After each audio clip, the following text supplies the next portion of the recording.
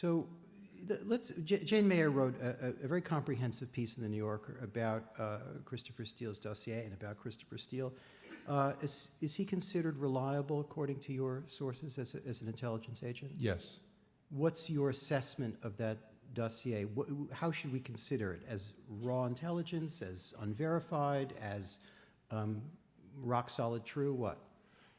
As it was described to me when it came in, it was raw intelligence, so a series of reports from a credible person with a reliable track record and a known, experienced, and source network in Russia.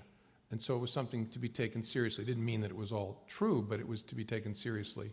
And its core assertion was corroborated by other intelligence. Its core assertion being the Russians have a campaign going on to interfere in the American election. You got the lucky job of going to see Donald Trump, as well as President Obama, and in the midst of a larger briefing, explain, or at least summarizing what was in this Steele dossier. I think it was Vice President Biden said while sitting there, "I cannot believe we're discussing a Golden Showers tape here in the Oval Office," and you could hardly deny him his incredulous reaction. How did Donald Trump react to this?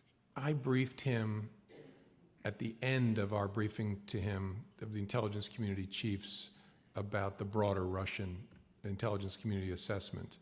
And as I explain in the book, I spoke about prostitutes in Moscow. I didn't go into the rest of that. I was uncomfortable enough. Were you nervous going into that meeting? Yes, yeah, I was.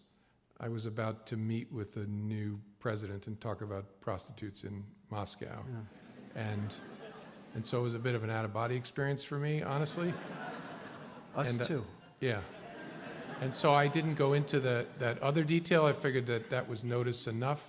And he reacted, as I recount in the book, very defensively and interrupted me and said, "Do I look like a guy who needs the services of prostitutes?" As I say in the book, I assume that was a rhetorical question, and so I didn't answer. Did you, just for the record, did you answer that? No, I assumed it was rhetorical. You just let it go. Yeah.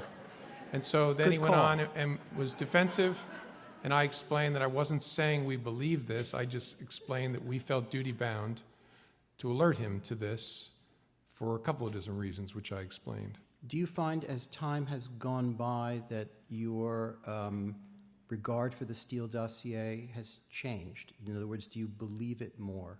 I don't. I don't believe it less. But the work that was underway to try to replicate it, try and understand the source network and all the information that was in there hadn't been completed. I hadn't gotten an update on it by the time I was fired.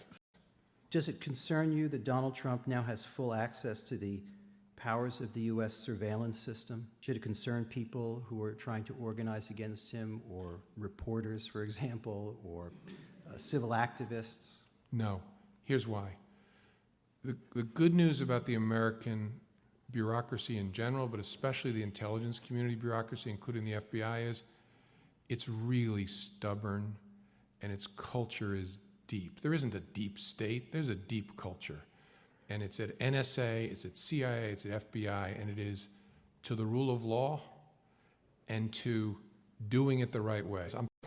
For example, the Crossfire Hurricane team obtained information from Steele's primary subsource in January 2017 that raised significant questions about the reliability of the Steele reporting.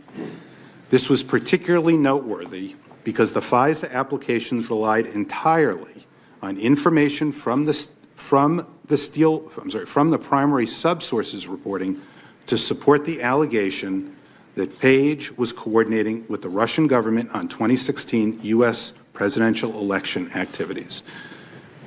However, the FBI did not share this information with department lawyers, and it was therefore omitted from the last two renewal applications.